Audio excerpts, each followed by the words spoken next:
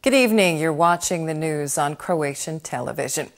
Parliament Speaker Gordan Jandrokovic has cut short his visit to Serbia after an incident in the Serbian parliament involving convicted war criminal and the leader of the Serbian Radical Party, Vojislav Šešelj.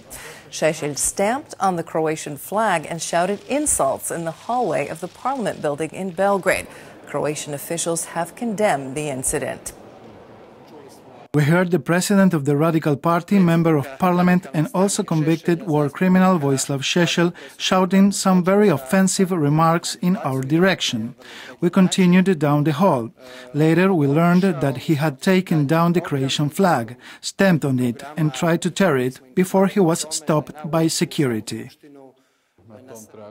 The Ministry of Foreign and European Affairs has sent a diplomatic note to the Serbian embassy here in Zagreb. I spoke to the speaker and we decided that the entire delegation should return to Zagreb. We're talking about a convicted criminal who has been sentenced to 10 years for, among other things, exactly this type of behavior. Of course, the link between Šešelj and Vučić is strong. Miro Bulj didn't fight the homeland war in Serbia like Vučić and Šešelj did. That's what binds them. Also, never has a Croatian MP behaved like Šešelj, who is a Chetnik. After this abominable act, I expect Serbia's authorities to respond appropriately. Vojislav Šešelj isn't Croatia's problem, he is Serbia's problem. Serbia's Prime Minister Ana Brnabić condemned the incident in a statement, saying that tearing up the Croatian flag or the flag of any country did not reflect the values of her government. Croatia's president has also issued a statement. President Kolinda Grabar-Kitarović said that Šešelj's greatest punishment is the fact that Croatia is an independent state.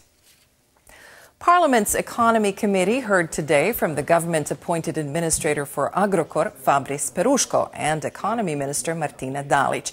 The committee addressed Agrokor's latest financial report. Peruško said Agrokor was currently working on the final draft of the settlement with creditors. Dalić said she hoped the settlement would ensure Agrokor's stability and give a boost to all of the group's units.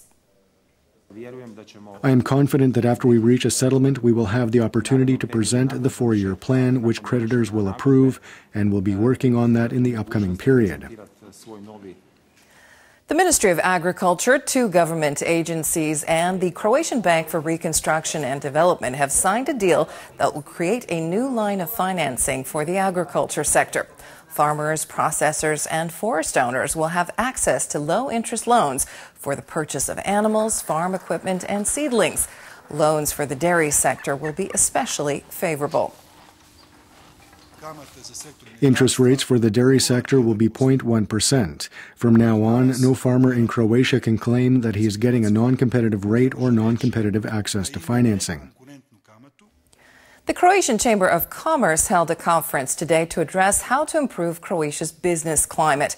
More than half of Croatia's business community believes that the climate has not changed over the past few years, while 31% say it has gotten worse.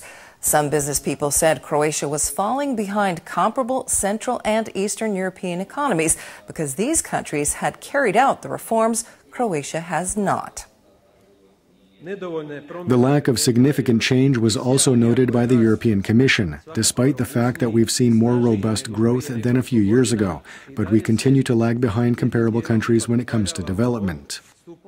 The favorable macroeconomic environment, economic growth, and stable public finances are encouraging factors for what we know we must do and what the government has initiated, and that is the implementation of structural reforms. Parliament has put on its agenda the government's nomination of Dražen Jelenić to the post of Chief State Prosecutor. Current Chief State Prosecutor Dinko Cvitan, who won't be getting a second term, delivered a report to lawmakers today. Prime Minister Plenković also told reporters Jelenić was chosen because of his qualifications. Are you disappointed? No. What do you think about the candidate? He's an excellent choice. I cannot be blackmailed with anything, but I can strengthen the impartiality, the independence, and efficiency of judicial institutions, and one of them is the State Prosecutor's Office. We have nominated Mr. Dražen Jelenic, a man who has spent most of his career working at various levels at the State Prosecutor's Office and is fully qualified. President Kolinda Grabar-Kitarović continued her visit to Šibenik-Knin County today. She visited Knin and Kistanje and met with business owners in Skradin. Asked about the upcoming anniversary of the liberation of Jasenovac and the events marking it, the president said she would not be attending in person, but would send an envoy. For me, the Jasenovac commemoration is about respecting the victims.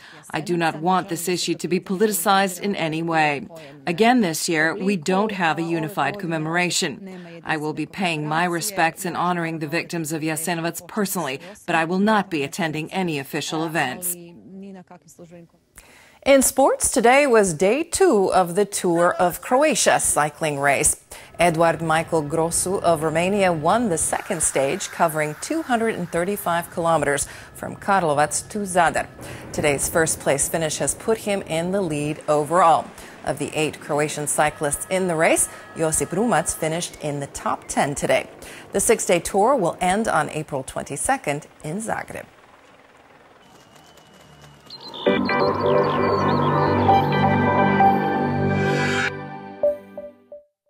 Tomorrow's forecast calls for sunny skies in most of Croatia with some traces of light to moderate clouds in the east, the far south, and the mountains. There will be a moderate to high northeasterly on the coast, reaching high speeds in the Velebit area.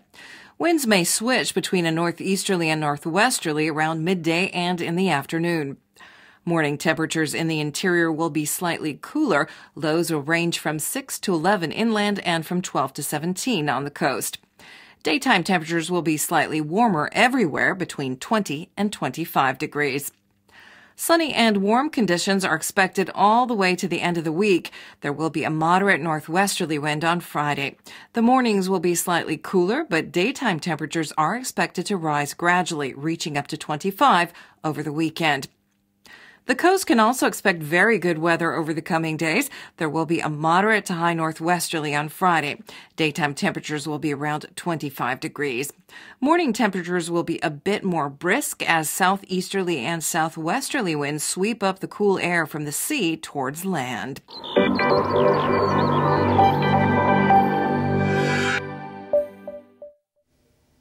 And that brings us to the end of the news. Thanks for joining us. We'll see you again tomorrow.